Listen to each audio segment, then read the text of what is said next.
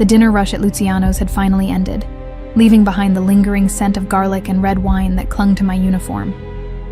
My feet ached in the sensible black shoes I'd bought secondhand, and my lower back screamed from hours of bending to serve customers who barely looked at my face.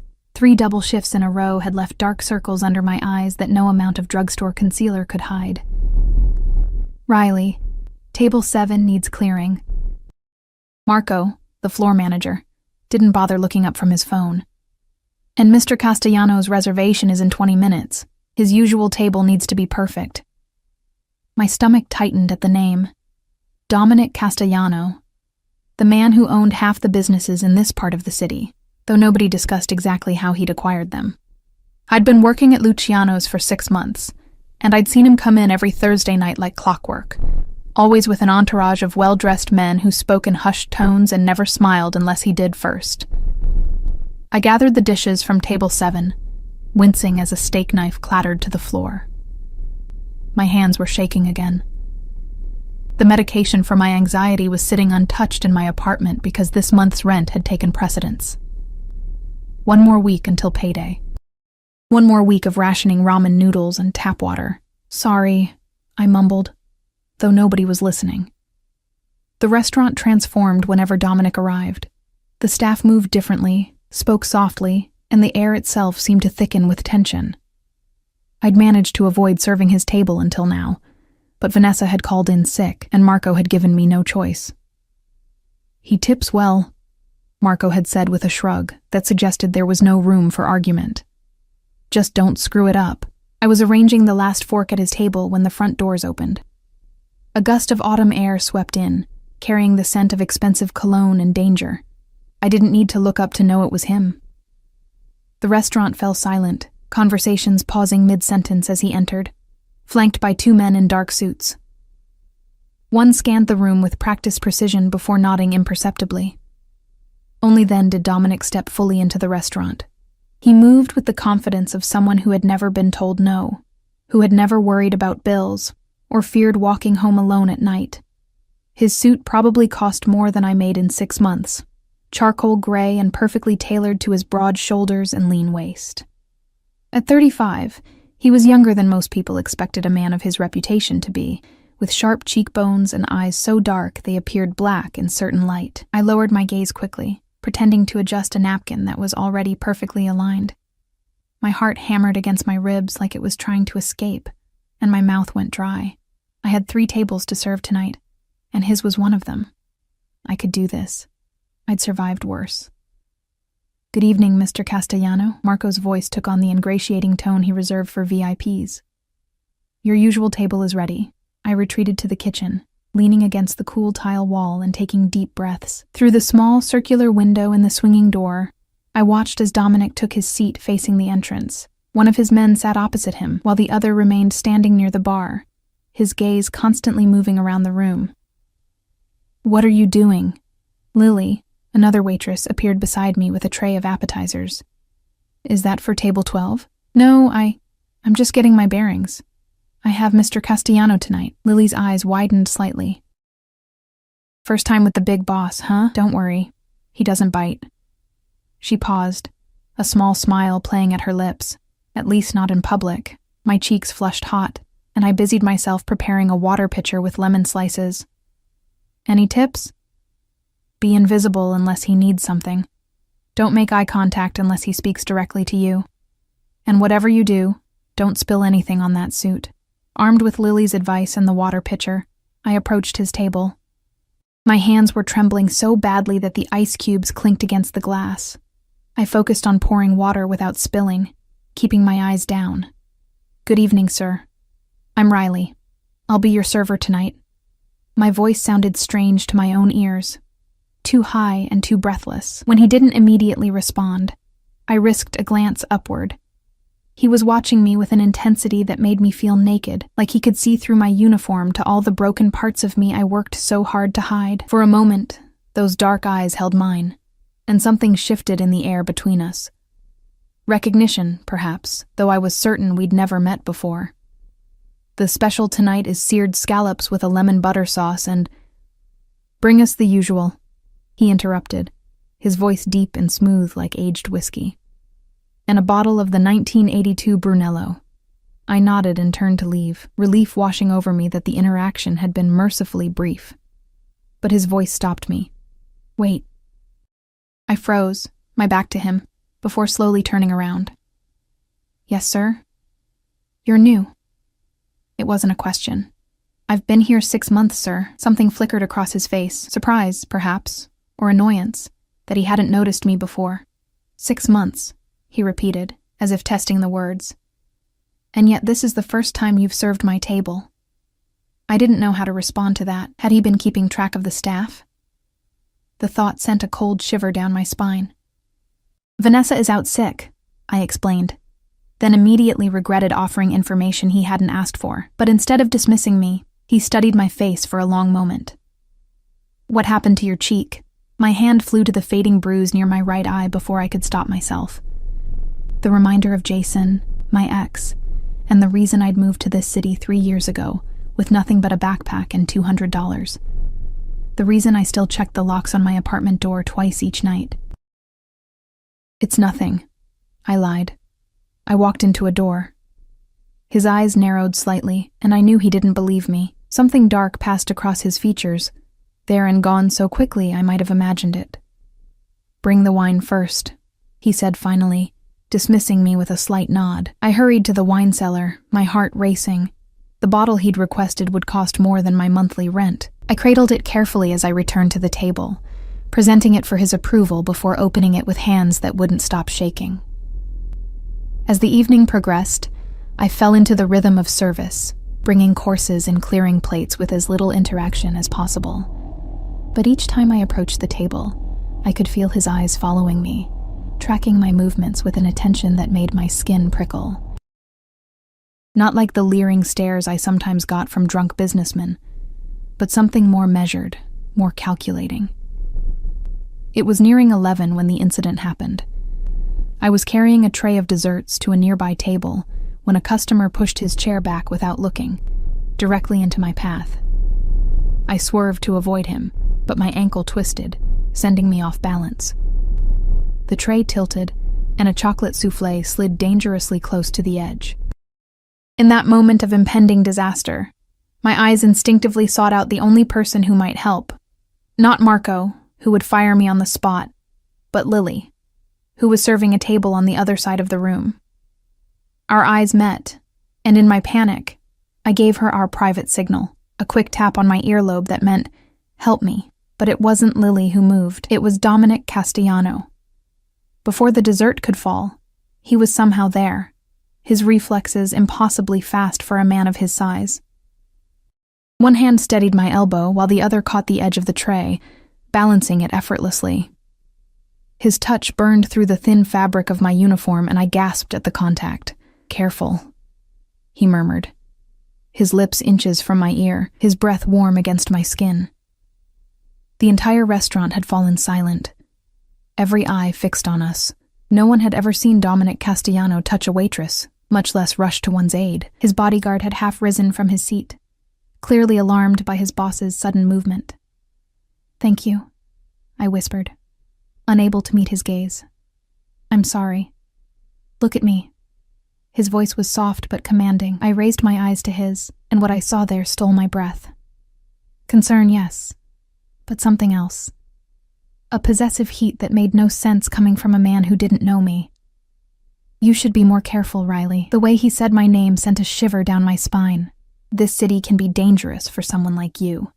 Before I could respond, he returned to his table, leaving me standing there with a perfectly balanced tray and the lingering sensation of his fingers on my skin. The restaurant gradually resumed its normal buzz, but nothing felt normal anymore. The air had changed, charged with something I couldn't name. An hour later, after his party had left and I was wiping down their table, I found an envelope tucked under a napkin. Inside was a stack of $100 bills, easily $1,000, and a business card with a phone number handwritten on the back. "What's that?" Marco asked, appearing beside me. I quickly tucked the card into my pocket. "Just a tip." "Must have been good service." His tone suggested something unsavory, and I felt my cheeks burn. That night, as I walked home to my tiny studio apartment. I couldn't shake the feeling of being watched. The streets were nearly empty, but shadows seemed to move in my peripheral vision. Twice I stopped and turned around, finding nothing but the yellow glow of street lamps on wet pavement. I told myself I was being paranoid, that the encounter with Dominic Castellano had just rattled me. But when I reached my apartment building and fumbled with my keys, a black sedan with tinted windows drove slowly past. It circled the block once before parking across the street, engine running, headlights off. I rushed inside, double-checking the locks and drawing the thin curtains closed. As I changed into my worn pajamas, the business card seemed to burn a hole in my uniform pocket. I took it out, running my fingers over the embossed lettering. Dominic Castellano, Executive Director, Castellano Holdings. The handwritten number on the back was different from the one printed on the front. My phone sat on my nightstand, its screen cracked from the time I'd dropped it fleeing Jason. I should throw the card away. I should forget tonight ever happened. Instead, I placed it carefully beside my phone and climbed into bed, pulling the covers up to my chin like they could shield me from whatever had changed in my life today. Little did I know, the simple act of mistakenly signaling to Dominic Castellano would transform my existence in ways I couldn't begin to imagine. Sleep eluded me that night. I tossed and turned in my threadbare sheets, my mind replaying the moment Dominic's hand had steadied mine, the heat of his fingers seeping through my uniform. Each time I closed my eyes, I saw his face, those dark, penetrating eyes that seemed to strip away my defenses and peer into the broken places I'd tried so hard to hide. The morning light filtered through my cheap curtains, casting shadows across my studio apartment. Everything I owned was visible from my bed.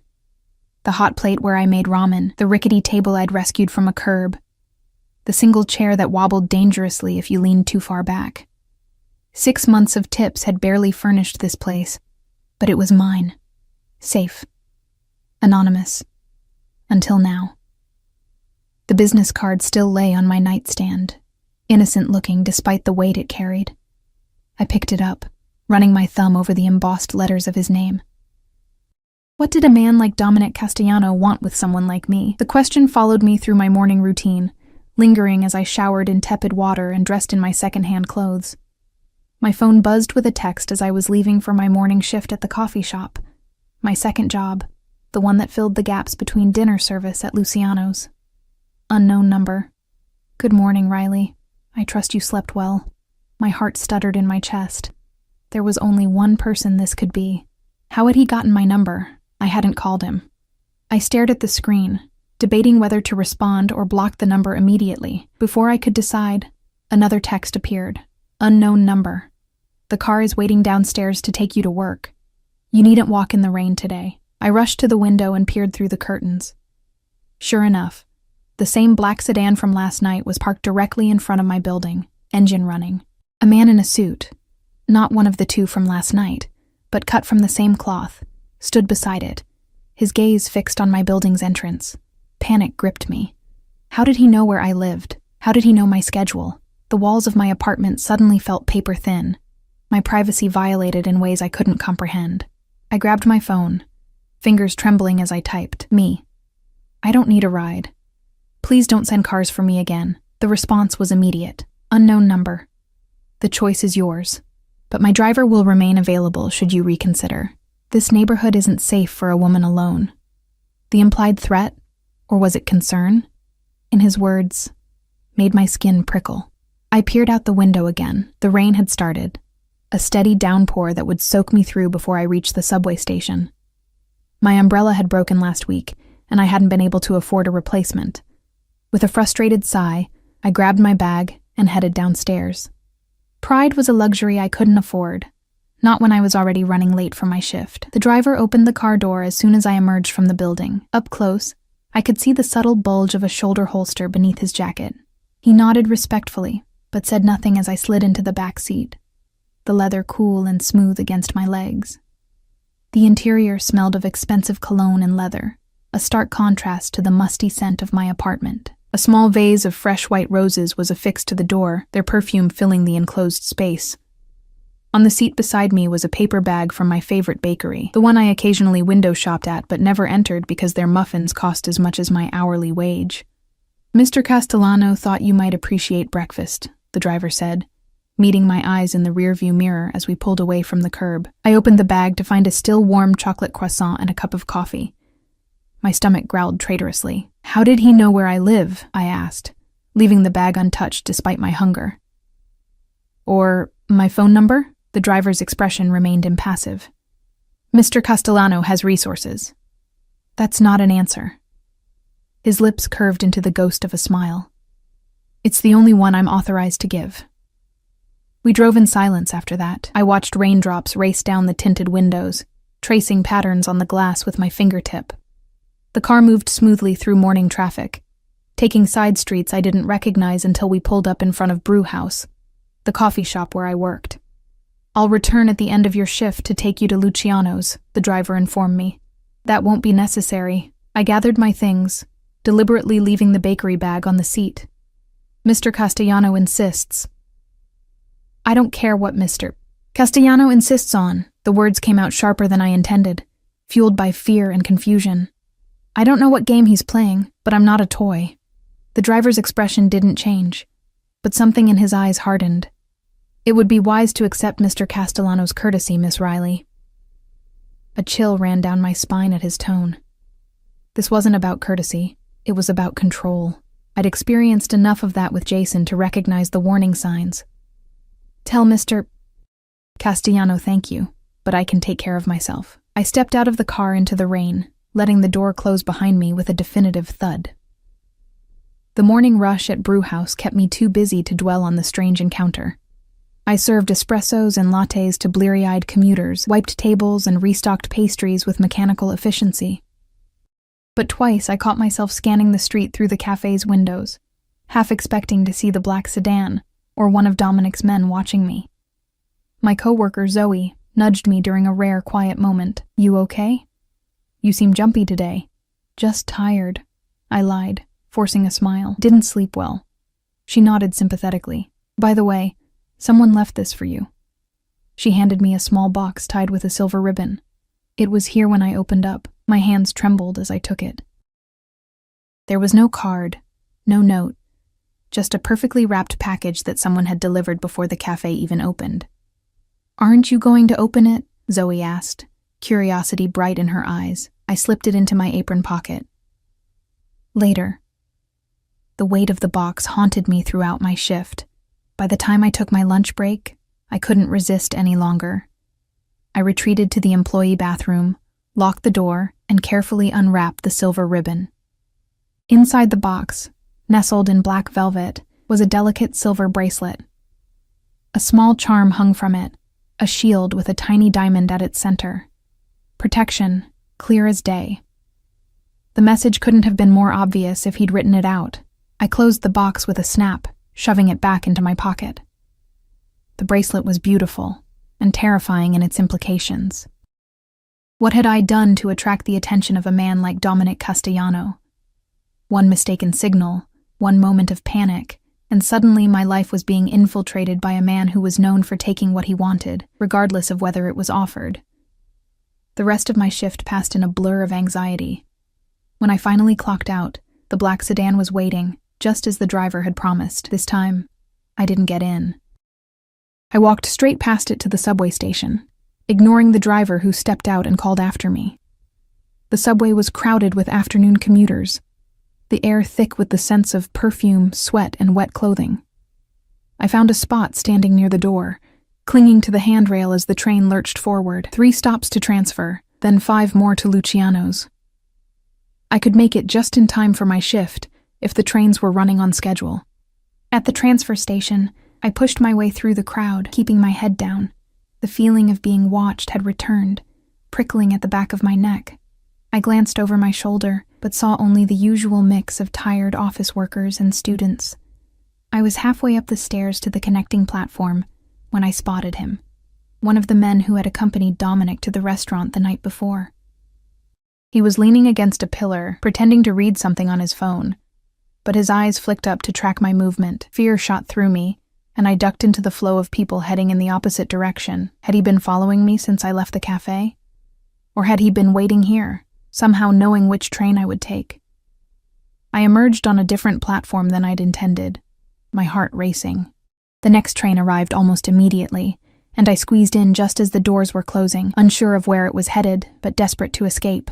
Through the window, I caught a glimpse of the man pushing through the crowd, his expression grim as the train pulled away. Relief washed over me, short-lived and bittersweet. I'd lost him for now, but I was on the wrong train, headed in the wrong direction, and the clock was ticking toward the start of my evening shift. By the time I arrived at Luciano's, I was 15 minutes late and soaking wet from the rain.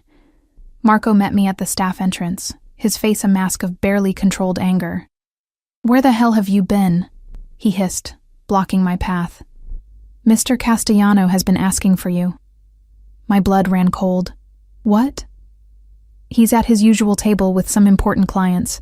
He specifically requested you as his server tonight." "But I'm not on the dinner schedule. I'm supposed to be on bar service." Marco's expression was unreadable.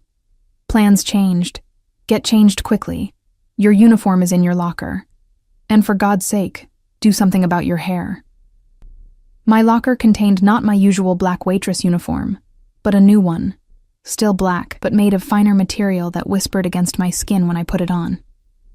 It fit perfectly, hugging curves I usually tried to downplay. There was no tag, no indication of where it had come from, but I knew. Just as I knew that the silver bracelet in my pocket and the car that had followed me all day were all part of some game I hadn't agreed to play. I pulled my wet hair into a neat bun, applied some lipstick I'd borrowed from Lily's locker, and steeled myself for the evening ahead. Whatever Dominic Castellano wanted from me, I would make it clear that I wasn't for sale, not for rides in expensive cars, not for silver bracelets, not for perfectly tailored uniforms. When I emerged from the back, Lily caught my arm, her eyes wide. "What did you do to get his attention?" she whispered. "Nothing," I said, the word bitter on my tongue. "Absolutely nothing." She didn't look convinced. "Be careful, Riley. There are rumors about him, about what happens to people who get on his bad side." "What about people who get on his good side?" I asked, though I already feared I knew the answer. Lily's gaze dropped. "They disappear too, just in different ways." Her warning followed me as I approached Dominic's table, my spine straight despite the fear coiling in my stomach. He sat facing the entrance, as always, but tonight there were 4 other men with him, older, equally well-dressed, with the sharp eyes and careful movements of predators assessing potential threats. Dominic looked up as I approached, his dark eyes tracking my movement. Something shifted in his expression. Satisfaction, perhaps, at having maneuvered me exactly where he wanted me, despite my attempts to avoid him. "Good evening, gentlemen," I said, proud that my voice didn't waver. "May I start you with something from the bar?" "Riley," Dominic said, my name rolling off his tongue like he was tasting it. "I was beginning to worry you wouldn't join us." "Traffic was bad," I lied, avoiding his gaze. "Indeed." He didn't believe me. That much was clear. "Gentlemen, this is Riley, who will be taking exceptional care of us tonight." The men around the table assessed me with varying degrees of interest and dismissal. One, older than the rest with silver at his temples, smiled in a way that made my skin crawl. "Charming," he said, his accent thick and Eastern European. "You have excellent taste, as always, Dominic." Heat rushed to my cheeks at the implication. Before I could correct him, Dominic spoke. "Riley is not one of my acquisitions, Victor.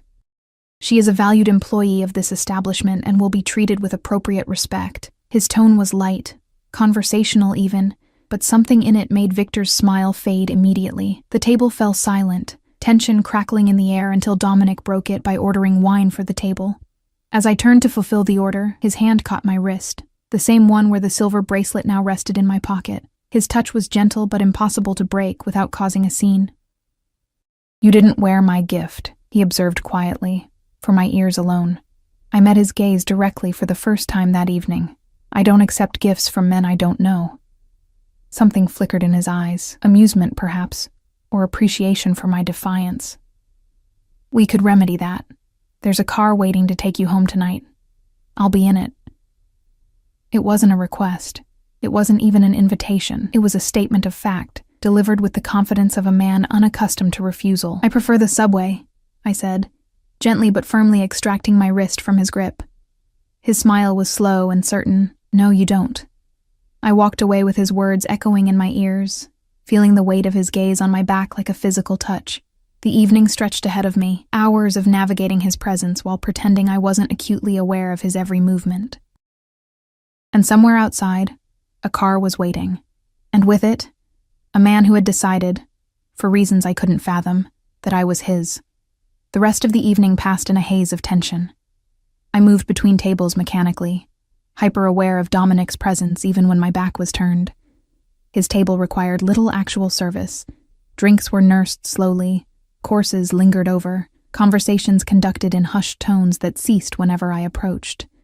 But even when I wasn't directly serving them, I felt his eyes tracking me across the restaurant. By 11, most of the other patrons had left.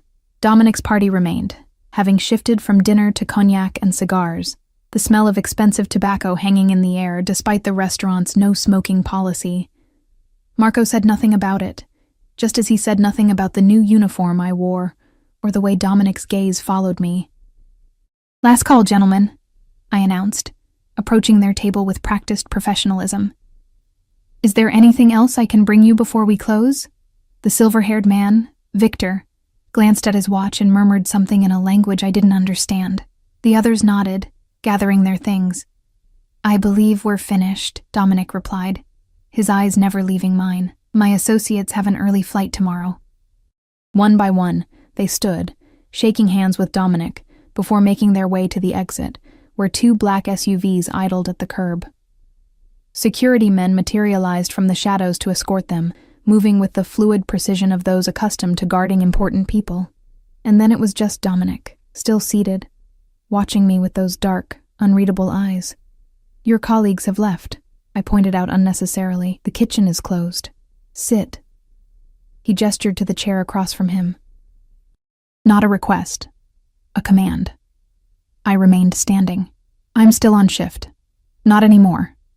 He nodded toward the back, where I could see Marco flipping the sign on the door to closed, before disappearing into his office. The other waitstaff had already begun their closing duties, studiously avoiding looking in our direction. Anger flared, hot and sudden.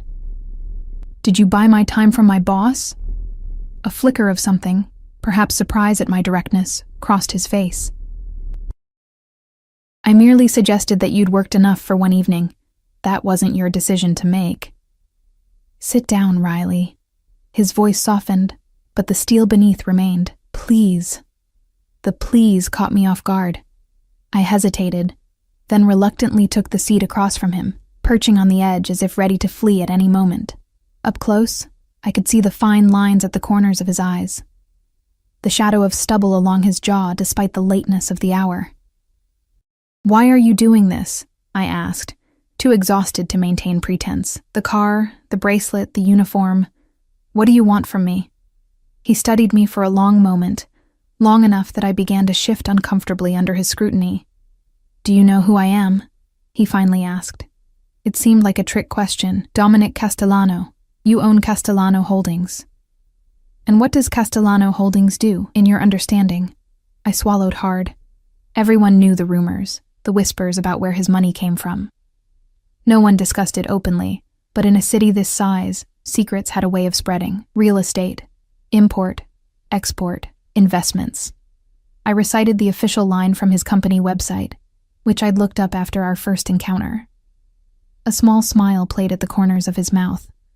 A diplomatic answer. "I don't know what you want me to say." The truth would be refreshing. I took a deep breath. "They say you're connected, that your family has controlled certain businesses in this city for generations." "They say," he repeated, amusement evident in his tone. "And what do you believe?" "I believe that men who send drivers to follow waitresses they've just met are dangerous, regardless of their occupation." Instead of being offended, he laughed, a genuine sound that transformed his face, softening the hard edges and making him look younger, almost approachable. "Fair enough," he conceded, reaching for his glass, "though I would argue that the danger depends entirely on one's intentions."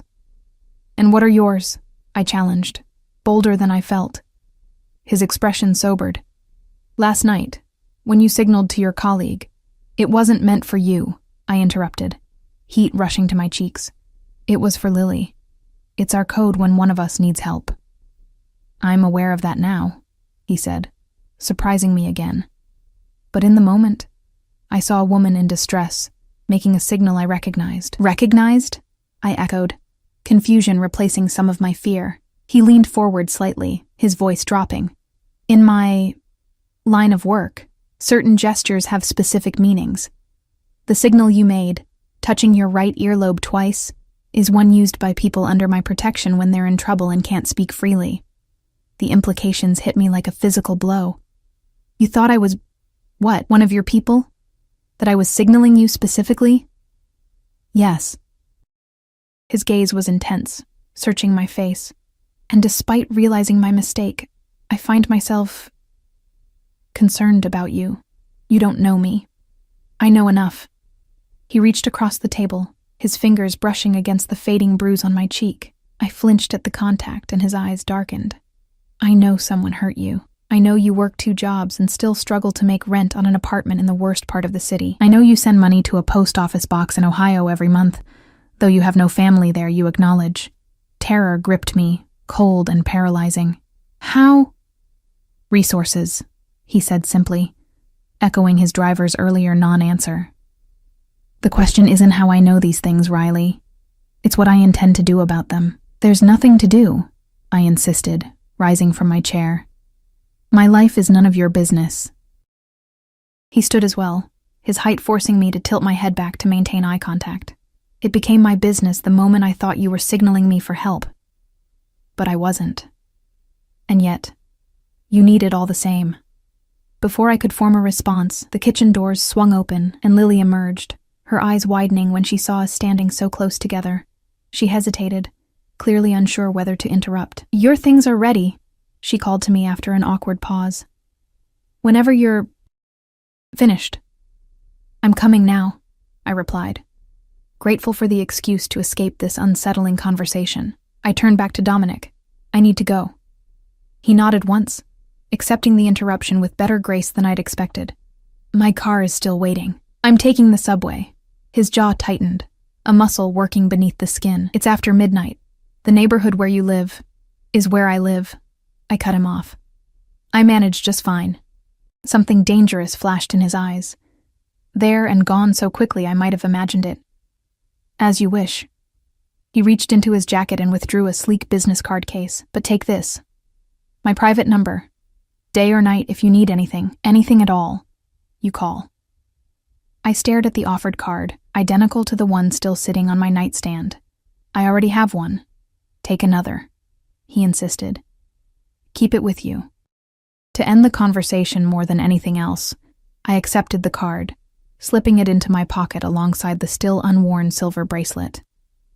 Good night, Mr. Castellano. Dominic, he corrected, his voice softening again. When we're alone, I'd prefer you use my first name. The intimacy implied in that request sent a shiver down my spine. We won't be alone again. His smile returned, confident and knowing. We'll see. I retreated to the staff room, my heart pounding against my ribs. Lily was waiting, her expression a mixture of concern and burning curiosity. What the hell, Riley? She whispered, helping me gather my things. First the car this morning, now he's staying late just to talk to you? What's going on? Nothing, I insisted, changing quickly out of the new uniform and into my own clothes. It's a misunderstanding, that's all. She didn't look convinced. Be careful. Men like him don't take rejection well. I'm not rejecting him because there's nothing to reject, I said, more sharply than I'd intended. He's confused me with someone else. Once he realizes that, he'll lose interest. But even as I spoke the words, I wasn't sure I believed them. The way he'd looked at me, the things he knew about me. This went beyond a simple case of mistaken identity. We left through the staff entrance, Lily linking her arm through mine as we walked to the subway station. The streets were quieter now, most of the restaurants closed, and the late-night revelers not yet emerged from bars and clubs. I scanned the parked cars as we passed, half expecting to see the black sedan trailing us, but the road was clear. Do you want to crash at my place tonight? Lily offered as we descended into the station.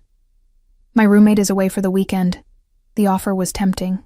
The thought of returning to my empty apartment, knowing Dominic knew exactly where I lived, sent a wave of anxiety through me.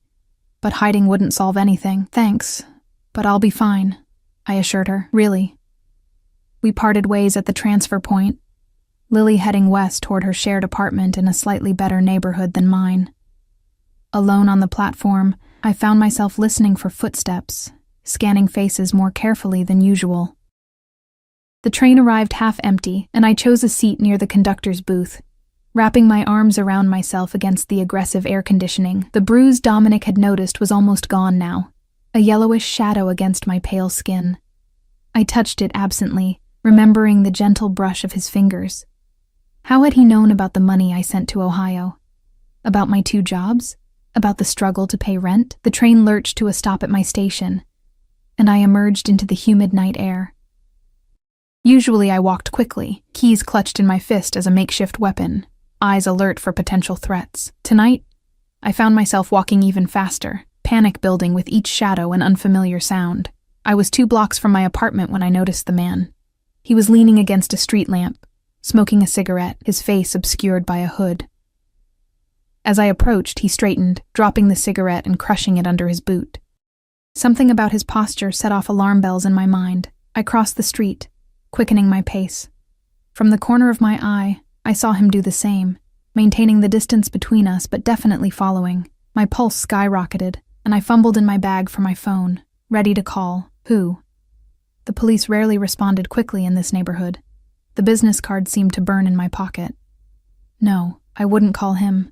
I wouldn't give him the satisfaction of being right about the dangers of my neighborhood. I turned abruptly down an alley I knew connected to the next street over. A shortcut I rarely took at night because of its poor lighting, but which might help me lose my pursuer. The sound of footsteps behind me accelerated, and fear shot through me like electricity. I broke into a run, my worn sneakers slapping against the damp pavement. The alley seemed longer than I remembered, the distant street lamp at its end a beacon I couldn't reach fast enough. Behind me, the footsteps grew louder, closer. Something caught my ankle, a piece of debris or an uneven paving stone, and I stumbled, my momentum carrying me forward onto my hands and knees. Pain shot through my palms as they scraped against rough concrete. I scrambled to get up, but a hand caught my arm, yanking me backward. "Hey there, pretty girl," a voice slurred in my ear, the stench of cheap alcohol and cigarettes washing over me. "What's your hurry?" I twisted in his grip, panic lending me strength. "Let go of me." His laugh was ugly, mean. "Don't be like that. Just want to talk to you." "I'm not interested."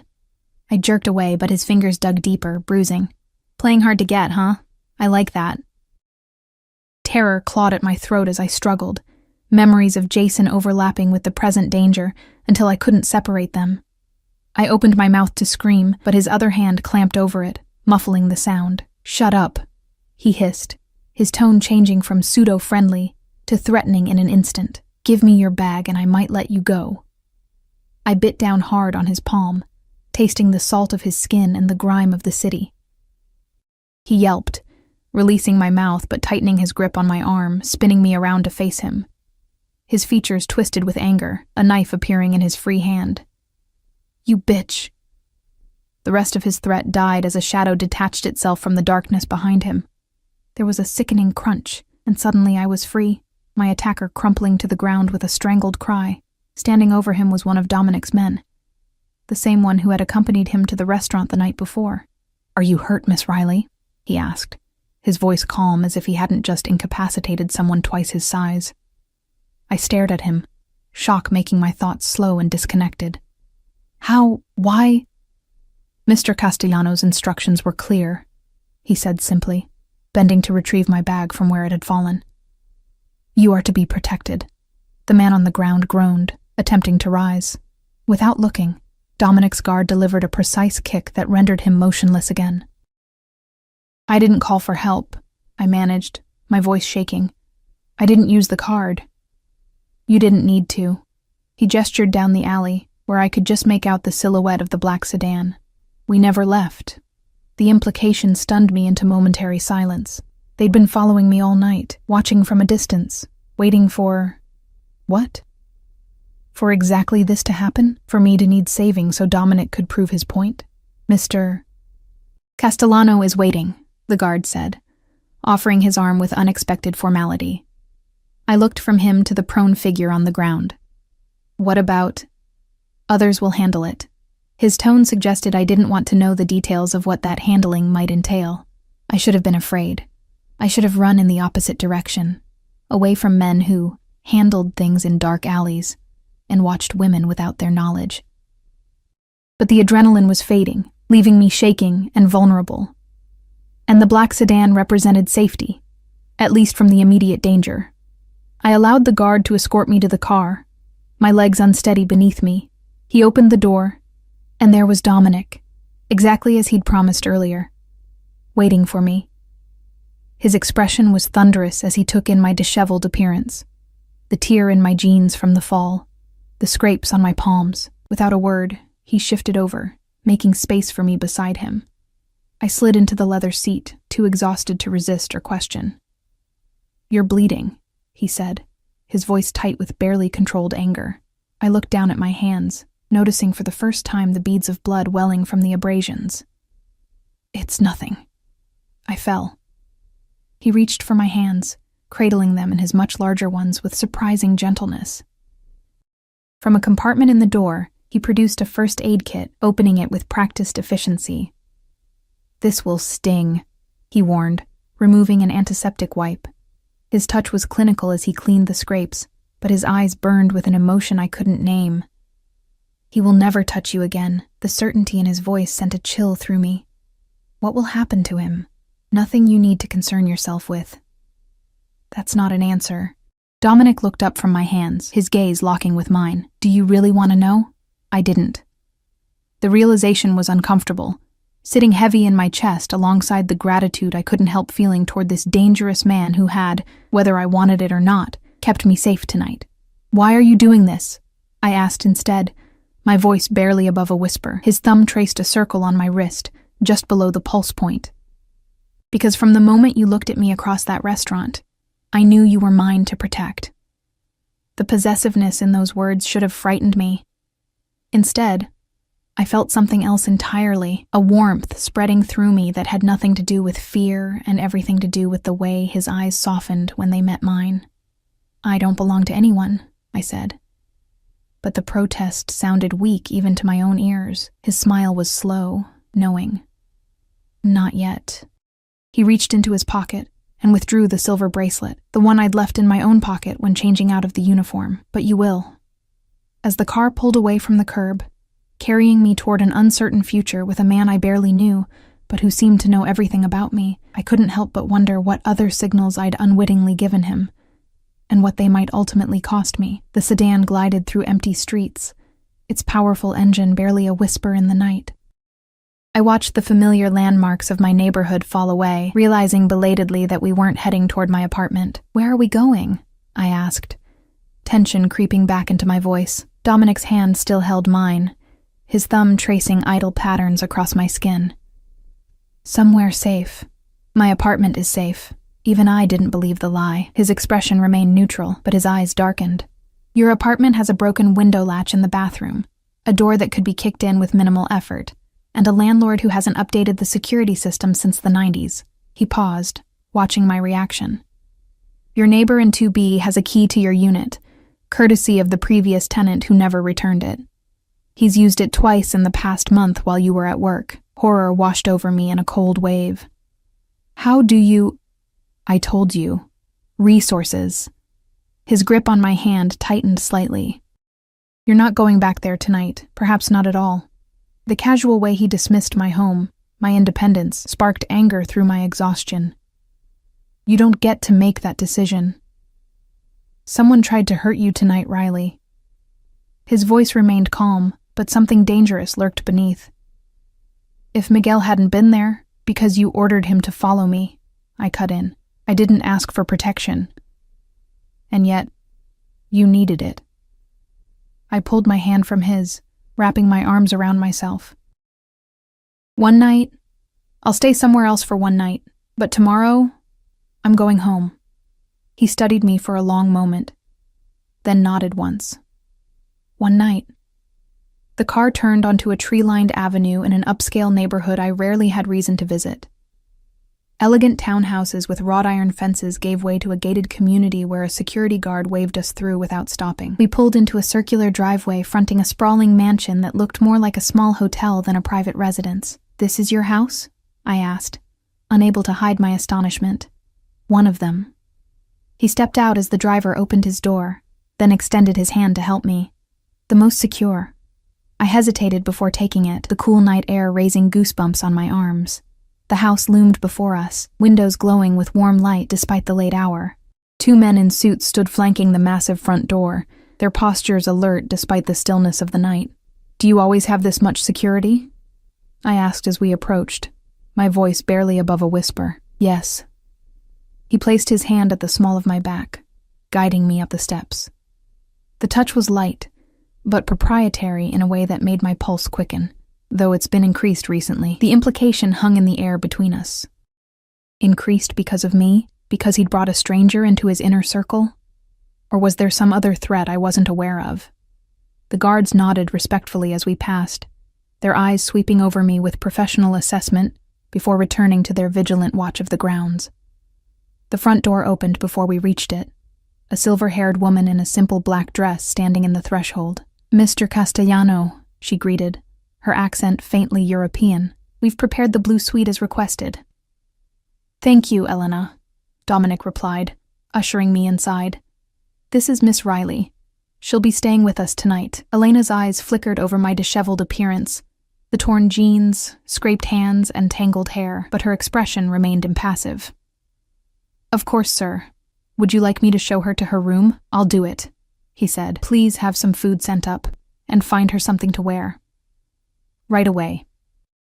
She disappeared down a hallway, her footsteps silent on the marble floor.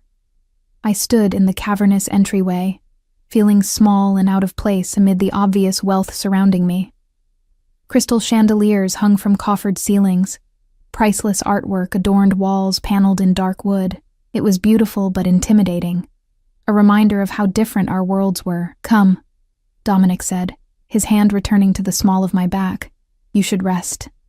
He led me up a sweeping staircase to the second floor, down a corridor lined with closed doors. The house was silent except for our footsteps and the distant ticking of a grandfather clock. At the end of the hall, he stopped before a set of double doors, opening them to reveal a suite that was larger than my entire apartment. A four-poster bed dominated the room, draped in blue silk that matched the curtains framing floor-to-ceiling windows. A sitting area with a small sofa and armchairs surrounded a fireplace where flames danced behind a protective screen. Beyond an archway, I glimpsed a marble bathroom with a clawfoot tub large enough for two. "This is excessive," I managed, overwhelmed by the opulence. A hint of a smile touched his lips. "It's secure." He crossed to a panel near the door, entering a code. "The windows are bulletproof. The doors lock from the inside only. No one will enter without your permission." The words were meant to be reassuring, but they reminded me of exactly who he was. A man who needed bulletproof windows and security codes, whose life was built around the constant threat of violence. "Thank you," I said, because I didn't know what else to say. "For tonight. For earlier." His expression softened slightly. "You don't need to thank me for keeping you safe, Riley. That's not why I'm doing this." "Then why?" The question had been haunting me since that first night in the restaurant. Why me? Why now? He moved toward me, closing the distance between us with measured steps until he stood close enough that I had to tilt my head back to maintain eye contact. His hand rose to cup my cheek, thumb brushing over the fading bruise that had first caught his attention. "Because when I saw this," he said, his voice dropping to a near whisper, "I wanted to kill the man who put it there." A shiver ran through me at the casual mention of violence, but I didn't pull away. "You don't even know him. I know he hurt something precious." His eyes held mine, intense and unwavering. "Something that belongs to me." "I don't belong to you," I repeated, but the protest sounded weaker than before. "Not yet," he agreed, echoing his earlier words. His thumb moved to trace the outline of my lower lip. "But you will." The certainty in his voice should have frightened me. Instead, it sent heat pooling low in my abdomen, a dangerous attraction I couldn't afford to acknowledge. I stepped back, breaking the contact between us. "I should sleep," I said, my voice unsteady. "It's been a long night." He studied me for a moment longer, then nodded. "Elena will bring you food and clothes. If you need anything at all, press the intercom by the bed. I'll hear you." The implication that he would be listening, waiting for my call in the night, sent another shiver through me, not entirely from fear. "Good night, Dominic," I said, testing his first name on my tongue for the first time. Something flickered in his eyes, satisfaction perhaps at this small concession. "Good night, Riley." He moved to the door, pausing with his hand on the knob. "Tomorrow we'll talk about Jason." My blood turned to ice. "What?" "The man who gave you that bruise, the one you're hiding from in Ohio." His expression was calm, matter of fact. "The one you send money to every month to keep him from finding you." Panic clawed at my throat. "How do you know about Jason?" "I know everything about the people who matter to me." He opened the door, his silhouette framed by the light from the hallway. "Rest now. You're safe here." The door closed behind him with a soft click, leaving me alone in the opulent suite that suddenly felt like a beautiful prison. I sank onto the edge of the bed, my legs no longer able to support me. How did he know about Jason, about the payments? I'd been so careful, using cash and money orders, never leaving a digital trail that could be followed. A gentle knock at the door startled me from my thoughts. Elena entered carrying a tray of food and a stack of folded clothing. "I brought you something to eat," she said, setting the tray on a small table near the fireplace. "And clothes for sleeping and tomorrow. Mr. Castellano thought you might prefer not to return to your apartment right away." Of course he did. He'd already decided I wouldn't be going back, regardless of our agreement. "Thank you," I said automatically, too tired to argue with someone who was just following orders. Elena nodded, turning to leave, but hesitated at the door. "He's never brought anyone here before," she said quietly, her eyes meeting mine. "Not in all the years I've worked for him." Before I could respond, she was gone, closing the door softly behind her. I sat frozen, turning her words over in my mind. What did it mean that I was the first? Was that supposed to make me feel special, honored? Or was it a warning about how seriously he took this, whatever this was? The food, some kind of pasta with a delicate cream sauce, sat untouched as I moved to the bathroom, shedding my torn and dirty clothes. The shower was a technological marvel with multiple jets and settings I didn't bother to figure out. I stood under the scalding spray, letting it wash away the grime of the alley and the lingering sensation of my attacker's hands. Afterward, wrapped in a towel softer than anything I'd ever owned, I examined the clothes Elena had brought, silk pajamas in a deep blue that matched the room's decor, a simple dress for tomorrow in a soft gray. Undergarments still bearing designer tags, all in my size. I slipped on the pajamas, the fabric whispering against my skin. Had he already been planning for this moment? Had he purchased these things in anticipation of bringing me here? Or did he simply have a house full of women's clothing in various sizes, prepared for any guest he might bring home? The thought was unsettling. I returned to the bedroom, hunger finally overcoming my anxiety. The pasta was still warm, and despite everything, I found myself devouring it, not realizing how hungry I'd been until the first bite hit my tongue. As I ate, I explored the room, testing the locks on the door, they worked, and examining the intercom system by the bed, a simple button that presumably connected to Dominic's room or office. The windows overlooked manicured gardens illuminated by subtle landscape lighting. In the distance, I could make out the silhouettes of men patrolling the grounds. I was a prisoner here, albeit in a gilded cage. The realization should have terrified me. Instead, I felt a strange sense of calm. For the first time in 3 years, I didn't need to check the locks twice or sleep with one eye open. Whatever Dominic's intentions toward me, I knew with bone-deep certainty that no one would hurt me here. The bed, when I finally crawled into it, was sinfully comfortable, the sheets cool and smooth against my skin. Exhaustion pulled at me, but sleep remained elusive as my mind churned with questions. Why had Dominic fixated on me? What did he want? And most pressing of all, what did he know about Jason that I didn't? I must have dozed off eventually, because I woke with a start to sunlight streaming through a gap in the curtains. For a disorienting moment, I couldn't remember where I was. Then it all came rushing back. The attack, the rescue, Dominic's house. A soft knock at the door made me sit up, pulling the covers to my chin like a shield. Yes? Breakfast, miss? Elena's voice called. May I come in? Just a minute. I scrambled out of bed, ran a hand through my tangled hair, and opened the door. Elena stood with another tray, this one bearing coffee, fresh fruit, and what looked like French toast. Behind her was a younger woman with an armful of clothing. Mr. Castellano thought you might need more options, Elena explained, nodding to the clothes. Bianca can help you find something suitable. Suitable for what? I asked, stepping back to allow them entry. For your meeting, Elena replied, setting the tray beside the remains of last night's dinner. Mr. Castellano has requested your presence in his study at 10. A glance at the ornate clock on the mantel showed it was already 9. I need to get to work, I protested. My shift starts at 11. Mr. Castellano has spoken with your employers, Elena said, her tone suggesting this was a routine matter. Your shifts have been covered for today. Anger flared, hot and immediate. He had no right to do that. Elena's expression remained carefully neutral. You can discuss that with him at 10. She gestured to Bianca, who was arranging the clothing on the bed. Bianca will stay to assist you. I don't need assistance dressing myself, I snapped, then immediately regretted my tone. None of this was Elena's fault. I'm sorry. I don't like having decisions made for me. Something like sympathy flickered in the older woman's eyes. Few who enter Mr. Castellano's orbit maintain complete independence, Miss Riley, but not all cages are prisons. With that cryptic statement, she left, closing the door behind her.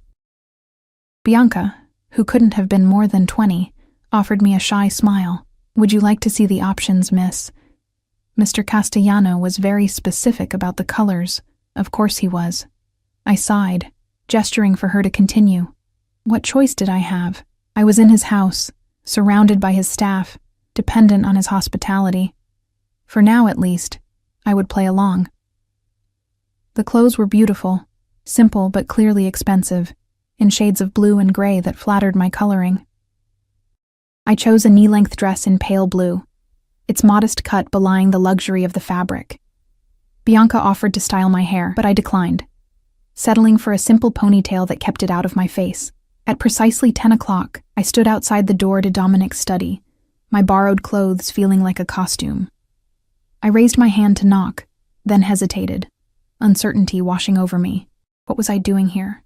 What did I hope to gain from this meeting?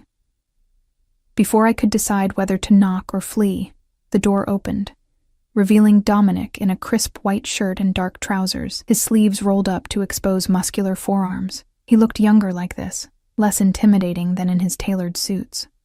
Riley, he said, his eyes sweeping over me with obvious appreciation. You look beautiful. These aren't my clothes, I reminded him, stepping past him into the study. The room was exactly what I would have expected. Dark wood, leather-bound books, a massive desk that probably cost more than a year's salary at both my jobs combined. Floor-to-ceiling windows overlooked the front drive, giving Dominic a clear view of anyone approaching the house. They suit you better than what you had, he said, closing the door. Please sit. I chose an armchair rather than the sofa, maintaining some distance between us. You called my bosses. He moved to a sideboard, pouring 2 cups of coffee from a silver pot. Yes. Without asking me. You needed rest. He handed me a cup, the porcelain delicate in my hands. And we have matters to discuss that couldn't wait. What matters? I asked, though I already knew the answer. He sat across from me, his posture relaxed but his eyes intent. Jason Miller, 32 years old, former boyfriend, current stalker. 3 domestic violence complaints filed against him in Ohio, all mysteriously dropped. You lived with him for 2 years before fleeing in the middle of the night with nothing but a backpack and the cash you'd been hiding in a tampon box. Each word was like a physical blow. I set down the coffee cup before my shaking hands could spill it. How do you know all this? I told you. Resources.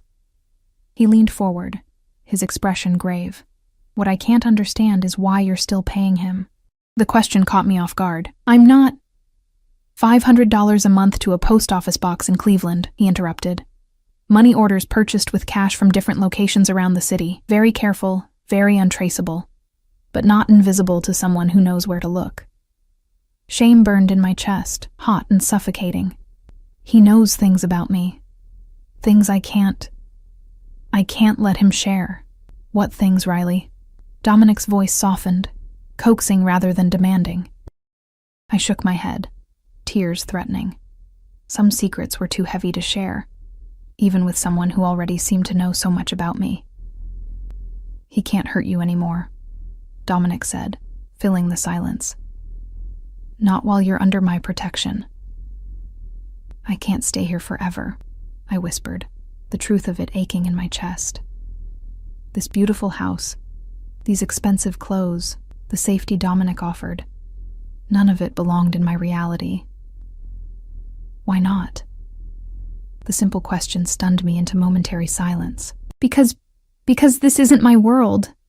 I'm a waitress with 2 jobs and an apartment I can barely afford. I'm what? He prompted when I trailed off. Dangerous, I finished honestly. Powerful, connected to things I don't want to be part of. A smile touched his lips, but it didn't reach his eyes. And yet, here you are. Because your man saved me from a mugger that your surveillance put me in the path of, I countered. One night, remember? That was our agreement. Agreements change, he said simply. Circumstances change. What circumstances? Instead of answering, he reached for a folder on the table between us, opening it to reveal photographs. With a sick feeling of dread, I leaned forward to see what they contained. Jason's face stared up at me, older than I remembered but still hauntingly familiar. The cruel set of his mouth, the coldness in his eyes, it was all the same. In one photo, he was exiting an airport terminal. In another, checking into a hotel. The timestamp on both was yesterday. He's here, I whispered, the blood draining from my face. In this city. Yes. Dominic's voice hardened. He arrived yesterday morning, checked into the Westbrook Hotel downtown, made 3 calls to your workplace trying to get your schedule. Terror gripped me, icy and paralyzing. Did they? No, Dominic assured me. Marco has been instructed never to give out staff information, but Jason is persistent. He'll find you eventually if you return to your old life. The implication was clear. My only safety lay with Dominic, in his world, under his protection.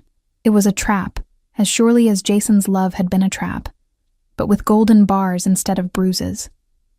What do you want from me? I asked, my voice barely audible. Why are you doing all this? Dominic set the folder aside and moved to kneel before my chair, bringing us eye to eye. His hands covered mine, warm and steady against my trembling fingers. Because from the moment I saw you, I knew you were meant to be mine, he said. The simple conviction in his voice more frightening than any threat could have been. Because the thought of anyone hurting you makes me want to tear this city apart brick by brick, because you deserve to be protected, cherished, kept safe. Kept, I repeated, the word bitter on my tongue. Like a possession. Like something precious, he corrected, his thumbs tracing circles on my palms. Stay with me, Riley. Let me give you the safety you've been seeking.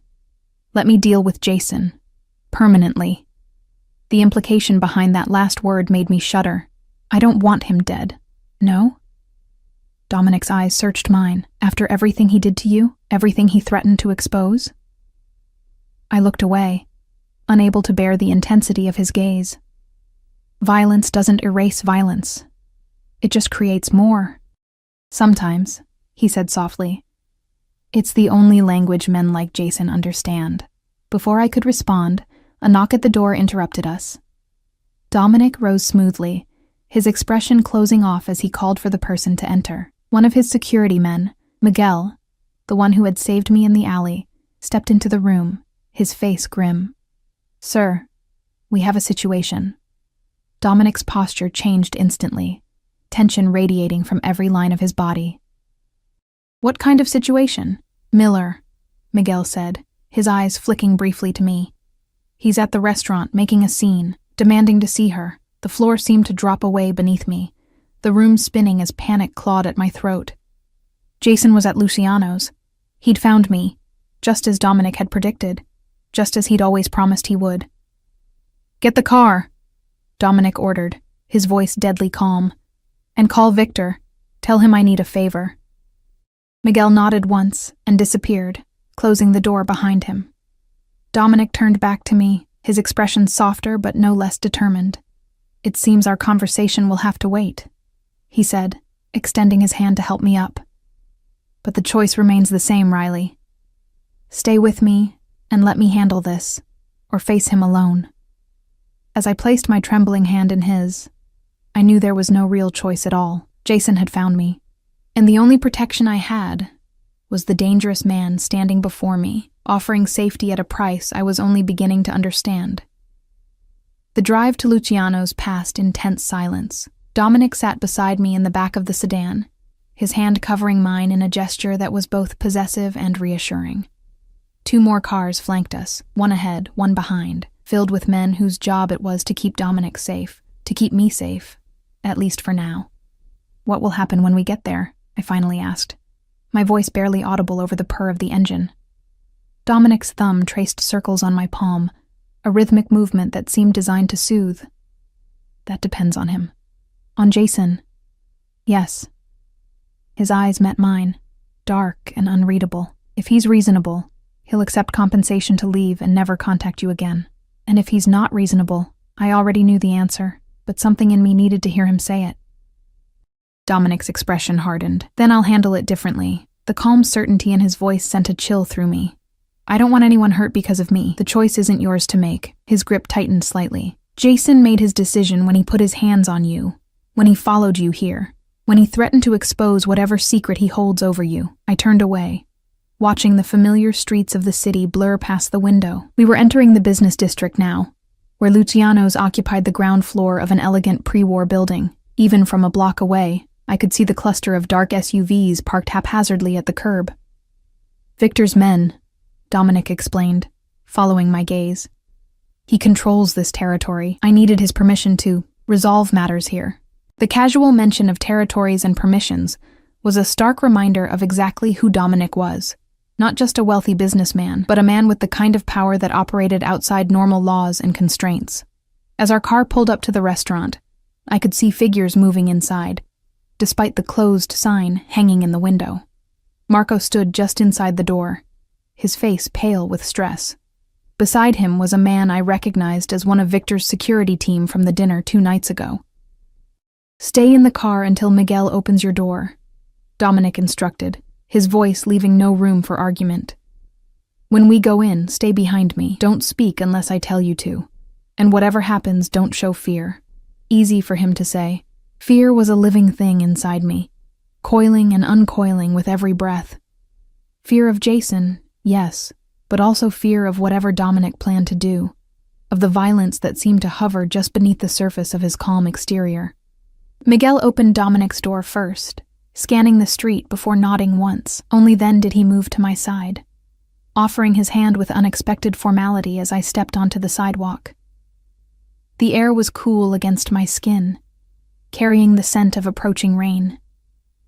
In the distance, thunder rumbled, a fitting soundtrack for the confrontation ahead.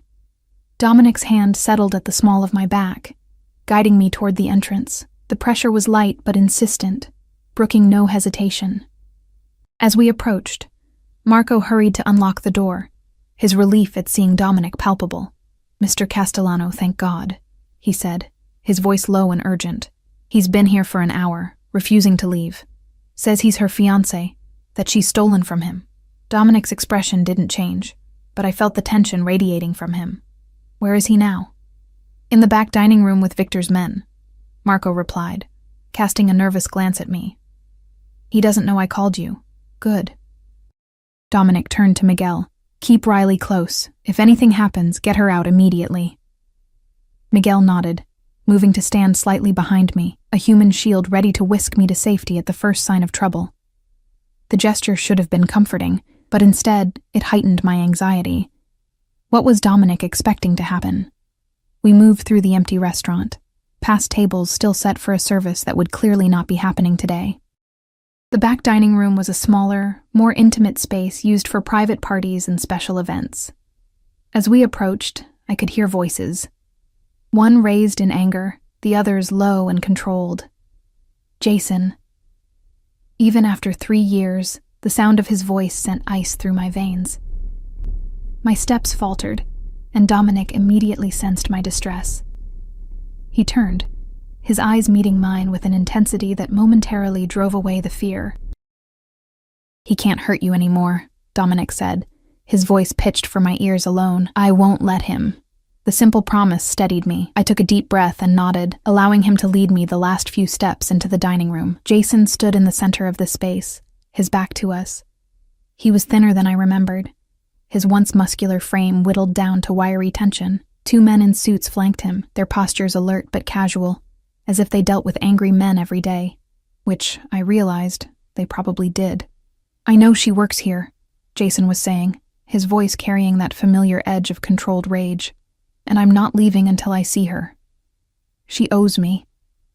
"What exactly does she owe you?" Dominic asked, his voice cutting through the room like a blade. Jason whirled around, his eyes widening first in surprise at the interruption, then narrowing as they landed on Dominic. When his gaze shifted to me, standing half-hidden behind Dominic's broader frame, his expression transformed into something ugly and possessive. "Riley," he breathed, taking a step forward before Victor's men moved smoothly to block his path. "So this is where you've been hiding?" "She hasn't been hiding," Dominic replied before I could speak. "She's been under my protection." Jason's eyes darted between us, quickly assessing the situation. I could almost see the wheels turning in his mind, calculating his odds, weighing the potential threat Dominic posed against whatever he hoped to gain from finding me. "Your protection?" Jason's laugh was harsh, disbelieving. "Is that what they're calling it now? You always did have a talent for spreading your legs to get ahead, didn't you, Riley?" Dominic moved so quickly I barely registered it. One moment he was beside me, the next he was across the room, his hand around Jason's throat, lifting him slightly off the ground with a strength that seemed impossible for his lean frame. "Speak to her like that again," Dominic said, his voice terrifyingly calm, "and it will be the last thing you ever say." Jason clawed at Dominic's hand, his face reddening as he struggled for breath. Victor's men made no move to intervene, their expressions suggesting this was a perfectly reasonable response to the insult. "Dominic," I said, stepping forward despite Miguel's restraining hand on my arm, "please." For a moment, I thought he wouldn't listen. Then, with obvious reluctance, he released his grip, allowing Jason to stumble back, gasping for air. "You're making a mistake," Jason wheezed, rubbing his throat. "You don't know what she is, what she's done." "I know exactly who she is," Dominic replied, straightening his cuffs with casual precision. "The question is, what are you doing in my city threatening someone under my protection?" Jason's eyes widened slightly at the implied ownership of the city, a flicker of understanding and fear crossing his face. "I'm not threatening anyone. I just want what's mine." "And what would that be?" Dominic's tone was conversational now, almost friendly, which somehow made it more menacing. "Money for starters," Jason said, regaining some of his bravado. "She's been paying me for a reason. Ask her about Columbus. Ask her about what happened to that girl." Ice flooded my veins. I'd known this was coming, known that if Jason ever found me, he would use the one thing I couldn't bear to have exposed. The secret that had haunted me for 3 years, that had kept me sending money I couldn't afford to a man I despised. "I'm not interested in ancient history," Dominic said, his gaze never leaving Jason's face. "I'm interested in your future, specifically whether you want to have one." The threat hung in the air, clear and unmistakable. Jason swallowed hard, his eyes darting to Victor's men, who watched the exchange with the detached interest of spectators at a sporting event. "Is this how it's going to be?" Jason asked, a hint of desperation creeping into his voice. "You're going to let your new sugar daddy make your decisions now, Riley. What happens when he finds out you're a murderer?" The words seemed to echo in the silent room. Murderer. The accusation I'd been running from for 3 years. The lie Jason had crafted to keep me under his control even after I'd escaped his physical abuse. That's enough, Dominic said, his voice low and dangerous. But it wasn't enough for Jason. He sensed weakness, my weakness, and pressed his advantage. She killed a girl in Columbus, pushed her off a balcony during a fight. I covered it up for her, made it look like an accident. I have proof. Photos of the body, Riley's confession, everything. That's why she's been paying me. He's lying, I said, finding my voice at last. Amy fell. It was an accident. I tried to save her. Jason's smile was cruel. That's not what you said that night, not what you wrote in that letter I still have. I killed her. God help me, I killed my best friend. Your words, Riley.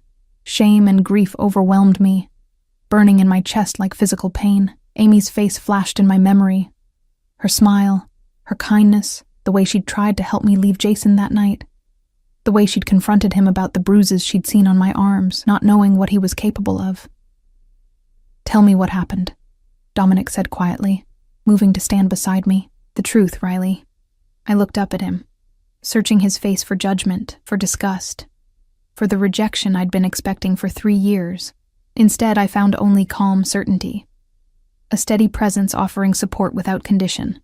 Amy was my roommate in college, I began, my voice barely above a whisper. We lived in an apartment on the 3rd floor. She knew Jason was hurting me, kept trying to get me to leave him. That night, he came over drunk, angry about something. Amy confronted him, told him she'd called the police. The memories rushed back, sharp and painful as broken glass. He went crazy, started throwing things, breaking furniture. Amy tried to get between us when he grabbed me. There was a struggle and she fell against the balcony railing. It gave way. It was old, rotted. She fell. Tears streamed down my face now unchecked. I tried to catch her. I swear I tried. But Jason pulled me back. He said no one would believe it was an accident, that they'd blame me because we'd been arguing earlier that day. He made me write a confession, said he'd keep it safe in case the police ever suspected foul play. But they didn't, Dominic guessed, his eyes never leaving mine. I shook my head. The investigation ruled it an accident. Faulty railing. But Jason kept the letter, kept threatening to send it to the police if I ever left him or stopped paying. He said they'd reopen the case, that I'd go to prison. Liar, Jason spat, but there was uncertainty in his voice now. You pushed her. I saw you. No, I said, stronger now. You pulled me away from her. You let her fall. You're the reason she died. Something shifted in Dominic's expression. A coldness settling over his features that made him look like a stranger. He turned to Jason, and whatever Jason saw in his eyes made him take an involuntary step back. You blackmailed her, Dominic said, each word precise and weighted. Used a tragedy to control her. Followed her across state lines to continue your extortion. Jason's bravado crumbled visibly. It wasn't like that. She owed me. The only thing she owes you, Dominic interrupted, is a reckoning. He nodded to Victor's men, who moved forward with practiced efficiency, each taking one of Jason's arms in a grip that made him wince. Wait, Jason pleaded, panic rising in his voice. I have the letter. It's in my hotel room. I can prove what she did. Miguel, Dominic said, not taking his eyes off Jason. Get the letter. Miguel stepped forward, his expression grim. The room key, please. Jason hesitated, then reluctantly reached into his pocket with his one free hand, producing a hotel key card. Room 412, Westbrook Hotel. It's in the safe. The code is 3294. Miguel took the card and disappeared without another word, leaving Jason standing between Victor's men, the reality of his situation finally dawning on him. What are you going to do to me? He asked, fear replacing anger in his voice. Dominic seemed to consider the question. That depends on what's in that letter. If Riley's telling the truth, and I believe she is, then you've committed blackmail, extortion, and crossed state lines to do it. That's federal. You're going to call the cops? Jason almost laughed, disbelieving. Something tells me you're not the type to involve the authorities. A cold smile touched Dominic's lips. "No, I'm not. Victor, would you excuse us for a moment? I'd like a private word with Mr. Miller." Victor's men looked to their boss, who had been watching silently from the doorway. The silver-haired man nodded once, and they released Jason, stepping back to join their employer. "Riley, wait outside with Victor, please," Dominic said, his tone gentle but firm. I hesitated, torn between fear of what might happen and an unexpected desire to witness whatever justice Dominic planned to deliver. "Dominic, please." His eyes softened as they met mine. "Trust me." Something in those two simple words reached past my fear, touching a part of me I'd kept locked away since the night Amy died. My capacity for trust. With a small nod, I turned and followed Victor into the main dining room, the door closing behind us with a soft click. Victor studied me with curious eyes as we stood in awkward silence. "So you are the one," he finally said, his accent thicker than I remembered. "The one what?" I asked, wrapping my arms around myself against a sudden chill. "The one who tamed the wolf." A smile touched his lips, surprisingly kind. "I have known Dominic since he was a boy. Never have I seen him look at someone the way he looks at you." Before I could form a response, a muffled thud came from behind the closed door, followed by the sound of breaking glass. Victor didn't react, his expression suggesting this was exactly what he'd expected. "Will he kill him?" I asked, the question escaping before I could stop it. Victor considered me for a long moment. "Would it matter to you if he did?" I thought of Jason, of the years of abuse, the terror of being found, the shame of paying him every month to keep a secret that wasn't even true. I thought of Amy, who had only tried to help me, whose death had been twisted into a weapon against me. "Yes," I said finally. "It would matter." Something like respect flickered in Victor's eyes. "Then no, he will not kill him. Dominic is many things, but he is not careless with what matters to those he cares for." The door opened then, and Dominic emerged. His knuckles were bruised, a small cut above his eyebrow dripping blood, but otherwise he appeared unruffled. Behind him, I caught a glimpse of Jason slumped in a chair, his face bloody but his chest rising and falling with steady breath. "It's done," Dominic said simply. "Victor's men will ensure he leaves the city and never returns." "The letter?" I asked, hardly daring to hope. "Miguel has it. It will be destroyed as soon as he returns." Dominic's eyes searched mine. "It's over, Riley. He won't bother you again." Relief washed over me in a wave so powerful my knees nearly buckled. 3 years of looking over my shoulder, of saving every penny for monthly payments, of waking in a cold sweat from nightmares of prison cells and Amy's falling body.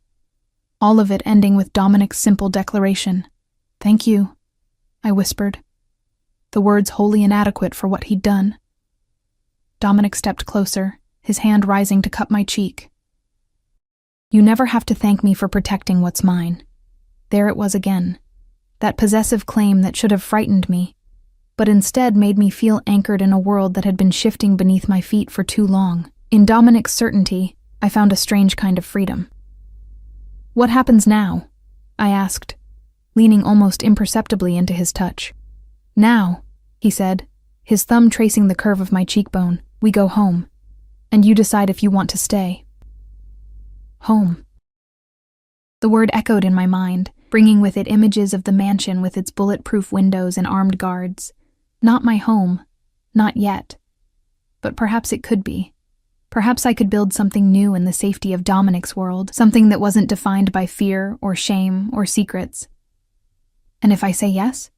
I asked, my voice barely audible. "If I stay?" His eyes darkened with an emotion I was beginning to recognize.